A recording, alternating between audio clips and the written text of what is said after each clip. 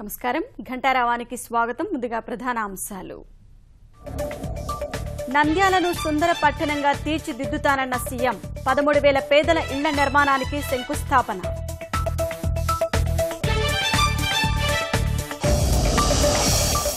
మాదక ద్రవ్యాల కేసులో తరుణ్ను ప్రశ్నిస్తున్న సిట్. రక్త నమూనా, తల వెంట్రుకలు, గోళ్లు సేకరణ.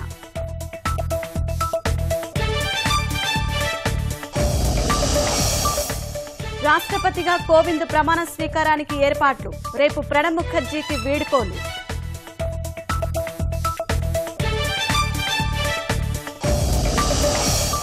ముంబైలోని చెంబూర్ ప్రాంతంలో విషాదం. కొబ్బరి చెట్టుపడి దూరదర్శన్ మాజీ న్యూస్ రీడర్ మృతి.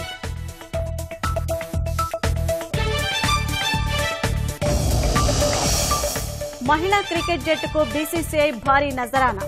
ఒక్కో క్రీడాకారునికి 50 లక్షల నగదు బహుమానం.